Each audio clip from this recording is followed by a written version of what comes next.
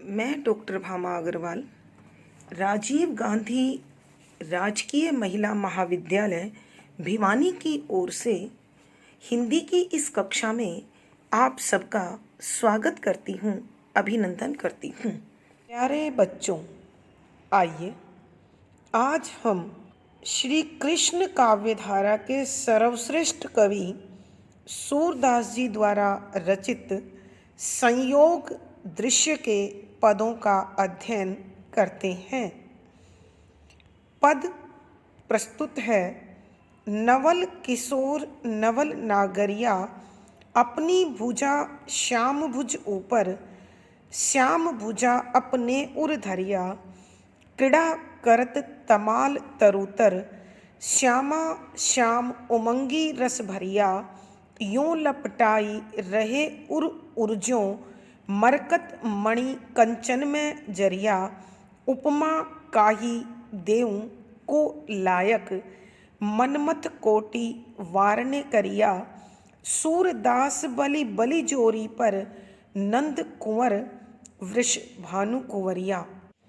प्रसंग प्रस्तुत पद हमारी हिंदी की पाठ्य पुस्तक मध्यकालीन काव्य कुंज में संकलित सूरदास जी द्वारा रचित संयोग दृश्य के पदों से लिया गया है। संदर्भ: इस पद में राधा और कृष्ण के प्रेम का अत्यंत सजीव चित्रण किया गया है। यहाँ इस पद के माध्यम से यह बताया गया है कि किस प्रकार राधा और कृष्ण एक दूसरे पर मोहित होकर एक दूसरे के प्रति पूर्ण समर्पित हैं, प्रेम के रंग में रंगे हुए हैं। उनके इसी श्रृंगार भाव को व्यक्त करते हुए सूरदास जी कहते हैं कि व्याख्या। बच्चों, शब्दों के अर्थ पंक्ति के साथ ही मिलेंगे। नवल नई, किशोर किशोरावस्था को प्राप्त हुई, यानी अभी अभी किशोर बने श्री कृष्ण। नवल नई, नागरिया स्त्री अर्थात राधा, कि राधा और कृष्ण अभी अभी किशोरावस्था को प्राप्त हुए हैं, अर्थात राधा और कृष्ण ने अभी अभी यौवन की दहलीज पर कदम रखा है और दोनों एक दूसरे के प्रेम के रंग में रंगे हुए हैं। अपनी भुजा श्याम भुज ऊपर, श्याम भुजा अपने उर धरिया, कि राधा रानी ने अपनी खुद की भुजा बाहें श्याम श्री कृष्ण भुज बाहों ऊपर ऊपर रख रखी है, कि राधा रानी ने अपना हाथ श्री कृष्ण के हाथ पर रख रखा है। श्याम भुजा अपने उर धरिया, और श्री कृष्ण के हाथ को, श्याम भुजा श्री कृष्ण का हाथ, अपने खुद के उर हृदय धरिया रख लिया है और श्री कृष्ण के हाथ को पकड़कर उन्होंने अपने हृदय पर रख लिया है। क्रीड़ा करत तमाल तरुतर, क्रीड़ा खेल, प्रेम लीला, करत कर रहे हैं, तमाल तमाल का, तरु वृक्ष तर नीचे, कि राधा और कृष्ण तमाल वृक्ष के नीचे प्रेम लीला कर रहे हैं, खेल रहे हैं। श्यामा श्याम उमंगी रस भरिया, श्यामा राधा, श्याम श्री कृष्ण उमंगी उमंग से भरकर रस आनंद भरिया भर रहे हैं, कि राधा और कृष्ण दोनों एक दूसरे में प्रेम का आनंद उल्लास भर रहे हैं। यों इस प्रकार से लपटाई लिपटे हुए रहे रहते हैं उर उर एक दूसरे का हृदय, जो इस प्रकार से मरकत पन्ना, मणि मणि, कंचन सोना में अंदर जरिया जड़ा हुआ हो, कि राधा और कृष्ण का हृदय एक दूसरे से इस प्रकार मिला हुआ है मानो सोने में पन्ना, हीरा जवाहरात, मणि आदि को जड़ दिया हो, लगा दिया हो। उपमा का ही देऊं कि इन दोनों के मिलन की मैं क्या उपमा दूं। उपमा माने तुलना, काही किस चीज की, देऊं दूं, को लायक कि इस संसार में इन दोनों से अधिक सुंदर और भावपूर्ण भला क्या है जिससे इनकी तुलना की जाए। मनमंथ, मनमंथ होता है कामदेव। कोटि करोड़ों वारणे न्योछावर करियां करने के लिए तैयार हूँ, कि मैं तो इन दोनों की जोड़ी पर करोड़ों कामदेव को भी न्योछावर करने को तैयार हूँ। अर्थात राधा और कृष्ण के प्रेम का रंग तो बेजोड़ है, अनुपम है, अद्भुत है। उसके लिए प्रेम के स्वामी, सौंदर्य के अधिपति कामदेव भी मुझे फीके जान पड़ते हैं। सूरदास बलि बलि जोड़ी पर, सूरदास जी, बलि बलिहारी जाता हूँ। बलि जोड़ी पर, बलि शक्तिशाली, जोड़ी जोड़ी पर ऊपर। सूरदास जी कहते हैं मैं तो राधा और कृष्ण की इस प्रेममय शक्तिशाली जोड़ी पर बलिहारी जाता हूँ। नंद कुंवर वृषभानु कुंवरिया, नंद कुंवर नंद बाबा का बेटा, वृषभानु कुंवरिया और वृषभानु की बेटी राधा। कि सूरदास जी कहते हैं मैं तो नंद बाबा के बेटे श्री कृष्ण और वृषभानु की पुत्री राधा की प्रेम के रंग में रंगी इस सौंदर्य के अधिपति श्री कृष्ण और सुंदरता की स्वामिनी राधा की जोड़ी पर बलिहारी जाता हूँ, न्योछावर जाता हूँ। एक बार फिर प्यारे बच्चों, मैं इस पद की व्याख्या कर रही हूँ। नवल किशोर नवल नागरिया। कि सूरदास जी कहते हैं कि अभी अभी श्री कृष्ण नए नए किशोरावस्था को प्राप्त हुए हैं और उसी प्रकार राधा ने भी किशोरावस्था को प्राप्त कर लिया है। अपनी भुजा श्याम भुज ऊपर, श्याम भुजा अपने उर धरिया। कि राधा रानी ने अपना हाथ श्री कृष्ण के हाथ पर रख रखा है और श्री कृष्ण के हाथ को अपने हृदय पर धारण कर लिया है। क्रीड़ा करत तमाल तरुतर। कि दोनों तमाल वृक्ष के नीचे प्रेम से खेल रहे हैं। श्यामा श्याम उमंगी रस भरिया। कि राधा और कृष्ण एक दूसरे में प्रेम का आनंद भर रहे हैं, उल्लास भर रहे हैं। यो लपटाई रहे उर्जों। कि राधा और कृष्ण का हृदय एक दूसरे से इस प्रकार मिला हुआ है, मरकत मणि कंचन में जरिया। कि मानो सोने में किसी ने पन्ना, हीरा जवाहरात या मणि को जड़ दिया हो। कहने का अभिप्राय यह है कि दोनों एक दूसरे से कहीं अधिक आकर्षक और सुंदर लग रहे हैं। उपमा कही देऊं को लायक। कि सृष्टि में, इस ब्रह्मांड में उनके समान दूसरी कौन सुंदर वस्तु है जिसकी मैं उपमा देकर समझाऊं। मैं तो सिर्फ यही कहना चाहता हूँ कि श्री कृष्ण की इस जोड़ी पर मनमंथ कोटि वारने करिया, करोड़ों कामदेव भी मैं इस पर बलिदान कर दूं, नुच्छावर कर दूं, त्याग दूं, तो भी इस जोड़ी के जितना प्रेम और सौंदर्य नहीं प्राप्त हो सकता।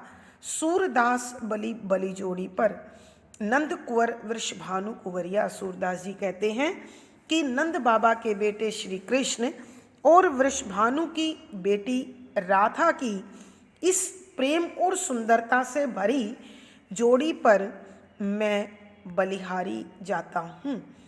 अर्थात कि श्री कृष्ण और राधा की यह जोड़ी और उनका यह अनुपम प्रेम इस संसार की अद्भुत अभीष्ट वस्तु है जो सौभाग्य से प्राप्त होती है। भावार्थ कहने का भाव यह है कि राधा और कृष्ण का प्रेम इस संसार में बेजोड़ है, अनुपम है, अद्भुत है, विशेष। इस पद में सूरदास जी ने श्री कृष्ण और राधा के प्रेम का अत्यंत सजीव और भावपूर्ण वर्णन किया है। शुद्ध साहित्यिक ब्रज भाषा का प्रयोग है, श्रृंगार रस है, माधुर्य गुण है, अभिधा शब्द शक्ति है, तुकांत छंद और गेय शैली है। अलंकार देखें बच्चों, यहाँ अनुप्रास अलंकार है, बलि के लिए यमक अलंकार है, मनहु, उत्प्रेक्षा, पुनरुक्ति प्रकाश आदि अलंकारों का सुंदर सटीक प्रयोग हुआ है। अगला पद देखें बच्चों, मुरली मधुर बजाई श्याम, मन हरि लियो भवन नहीं भावई, व्याकुल ब्रज की बाम, भोजन भूषण की सुधि नाही, तनु की नाही संभार, गृह गुरु लाज सूरसों तोर्यो, डरी नहीं व्यवहार, करत सिंगार विवश भई सुंदरी, अंगनी गई भुलाई, सूर श्याम बण वेणु बजावत, चितहित रास समाई। प्रसंग पूर्ववत। संदर्भ, यहाँ श्री कृष्ण की बांसुरी की मधुर आवाज़ का वर्णन किया है और साथ ही यह बताने की कोशिश की है कि ब्रज में उनकी मुरली का प्रभाव किस प्रकार का होता है। यहाँ एक गोपी के माध्यम से जो बांसुरी की आवाज़ सुनकर इतनी अधिक मोहित हो गई है कि उसने अपनी सुध बुध खो दी है। इसी प्रकार के भावों को व्यक्त करते हुए कविवर लिखते हैं कि व्याख्या। बच्चों, पंक्ति के 7 शब्दों के अर्थ। मुरली बांसुरी, मधुर मिठास से भरी, बजाई बजा दी है श्याम श्री कृष्ण ने। सूरदास जी कहते हैं कि श्री कृष्ण ने अत्यंत मिठास से भरी बांसुरी बजाई है। उनकी बांसुरी की मधुरता का यह प्रभाव हुआ है कि ब्रज की स्त्रियां मन हृदय हरि हर लियो लिया, भवन घर बार नहीं नहीं, भावई अच्छा लगता है, व्याकुल बेचैन, ब्रज ब्रज की बाम स्त्रियां, कि उनकी बांसुरी की मधुरता के कारण ब्रज की स्त्रियां बेचैन हो गई है और उनका मन श्री कृष्ण की बांसुरी की आवाज़ पर इस प्रकार मोहित हो गया है कि अब उन्हें घर बार अच्छा नहीं लगता है। अर्थात वो उस बांसुरी की आवाज़ को सुनकर अपने घर में नहीं ठहर पाती हैं और व्याकुल होकर बांसुरी की आवाज़ जिस तरफ से आती है उसी तरफ को चल पड़ती है। भोजन भूषण की सुधि नाही, भोजन खाना, भूषण आभूषण अर्थात श्रृंगार, की सुधि ध्यान, नाही नहीं, तनु शरीर, की नाही नहीं संभार ध्यान है, कि ब्रज की स्त्रियों को न तो घर परिवार के लिए भोजन की जिम्मेदारी का एहसास है और न ही अब उन्हें अपने सजने संवरने का ध्यान है।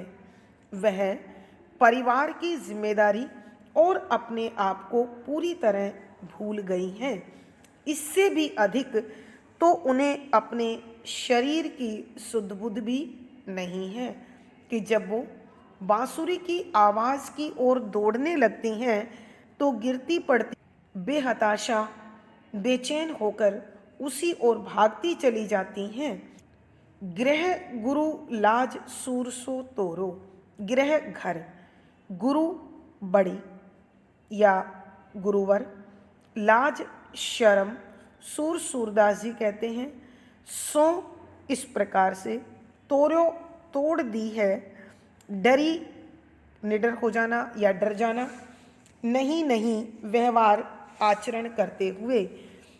सूरदास जी कहते हैं कि इन ब्रज की नारियों ने अपने कुल की, घर की, बड़े बुजुर्गों की सारी लाज शर्म को छोड़ दिया है और वह श्री कृष्ण की ओर जाते हुए पूरी तरह से निडर हैं, निर्भय हैं। अर्थात अब श्री कृष्ण की बांसुरी की मधुरता ने और उनके प्रेम ने गोपियों को सांसारिक मान मर्यादा से, शर्म से, लज्जा से दूर कर दिया है। करत सिंगार विवश भई सुंदरी, करत करते हुए श्रृंगार सजावट, विवश बेचैन भई हो गई सुंदरी गोपी, अंगनी अंगों को गई गई भुलाई भूल। कि वह ब्रज की गोपी जब श्रृंगार करने बैठी तो वह अपने अंगों को भूल गई। अर्थात कहने का भाव यह है कि श्रृंगार करती हुई गोपी को जब बांसुरी की आवाज़ सुनाई दी तो वह कौन सा श्रृंगार का साधन शरीर के किस भाग पर पहना जाएगा या किस श्रृंगार के तत्व को कहाँ लगाया जाएगा, वो ये भी भूल बैठी। अर्थात कहने का भाव यह है कि उन्हें यह ध्यान नहीं रहा कि काजल आँख में, सिंदूर मांग में, बिंदी माथे पर, हार गले में पहना जाता है, वो इनको अलग अलग स्थानों पर प्रयोग करने लग गई। सूर श्याम बन वेणु बजावत, सूरदास जी कहते हैं मेरे प्रभु श्री कृष्ण वन वन में वेणु बांसुरी बजावत बजाते हैं। चित्त मन हित भलाई रास प्रेम समाई समा गया है। सूरदास जी कहते हैं कि मेरे प्रभु श्री कृष्ण तो वन में बांसुरी बजाते हैं और गोपियों के हृदय में तथा नारी जीवन में पूरी तरह से श्री कृष्ण का प्रेम समाया हुआ है। एक बार फिर बच्चों इस पद की व्याख्या दोबारा कर रही हूँ, सुनिए ध्यान से। सूरदास जी कहते हैं कि मेरे प्रभु श्री कृष्ण ने अत्यंत मधुरता से बांसुरी को बजाया। मन हरि लियो भवन नहीं भावे व्याकुल ब्रज की बाम। कि उनकी बांसुरी की मधुरता ने ब्रज की स्त्रियों को अत्यंत बेचैन कर दिया और वो ब्रज की गोपियाँ श्री कृष्ण की बांसुरी पर इस प्रकार मोहित हो गई कि उन्हें अपने घर बार का ध्यान भी नहीं रहा। अर्थात वो श्री कृष्ण की बांसुरी पर मोहित होकर घर बार की जिम्मेदारियों को भूल बैठी। भोजन भूषण की सुधि नाही, तनु की नाही संभार। भोजन और भूषण, भोजन यानी पारिवारिक जिम्मेदारी, भूषण यानी स्वयं के सौंदर्य का दायित्व। कि इस बेचैन गोपी को न तो घर के लिए भोजन की चिंता है, यानी अपने सभी पारिवारिक दायित्वों को वो भूल गई है, जिम्मेदारियों को छोड़ बैठी है, और उसे ना ही अपने शरीर के आभूषणों की कोई सुधि है, ध्यान है, और वह तो अपने शरीर की सुध बुध भी भूल बैठी है। अर्थात श्री कृष्ण की ओर दौड़ते हुए वह गिरती पड़ती दौड़ रही है। गिरह गुरु लाज सूरसो तोर्यो, डरी नहीं व्यवहार।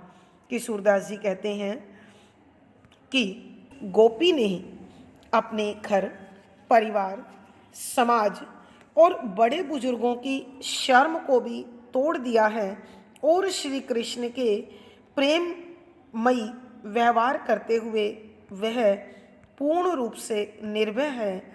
उसने मान मर्यादा और शर्म सब छोड़ दी है। करत सिंगार विवश भई सुंदरी, अंगनी गई भुलाई।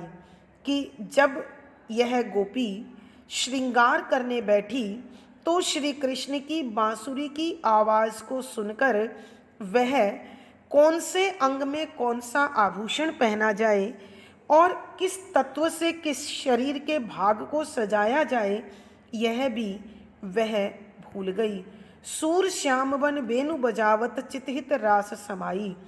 सूरदास जी कहते हैं कि मेरे प्रभु श्री कृष्ण तो जब वन में बांसुरी बजाते हैं तो पूरा का पूरा ब्रज अपना तन मन भूलकर उनके प्रेम के रंग में रंग जाता है। अर्थात पूरे ब्रज पर बांसुरी की मधुरता का यह असर होता है कि वहाँ कोई भी उसके प्रभाव से रहित नहीं रह पाता और उस मधुरता में लीन हो जाता है, मोहित हो जाता है, खो जाता है और अपनी सुध बुध भूल जाता है। भावार्थ। कहने का भाव यह है कि श्री कृष्ण की बांसुरी की मधुरता से सारा ब्रज अपनी सुध बुध भूले बैठा है। विशेष इस पद में श्री कृष्ण की बांसुरी की मधुरता के प्रभाव को दर्शाने की कोशिश की गई है। शुद्ध साहित्यिक खड़ी बोली का प्रयोग है, श्रृंगार रस है, माधुर्य गुण है, अभिधा शब्द शक्ति है, तुकांत छंद है, गेयता और संगीतात्मकता बनी हुई है। प्यारे बच्चों, अब अलंकार सुने। मुरली मधुर, अनुप्रास मन हरि लियो कारण, भोजन भूषण तनु अतिशयोक्ति, चित्त हित पद मैत्री। तो इस पद में प्यारे बच्चों अनुप्रास, कारण, पद मैत्री आदि अलंकारों का सुंदर सटीक प्रयोग हुआ है। आज की कक्षा में बच्चों इतना ही। पिछली वीडियो का लिंक आपको यहाँ मिल जाएगा। आशा है इन पदों को सुनकर और पढ़कर आपको बड़ा आनंद आया होगा। वीडियो को लाइक करें, शेयर करें और चैनल सब्सक्राइब करें। आपका दिन और जीवन मंगलमय हो, इसी शुभकामना के साथ धन्यवाद, आभार।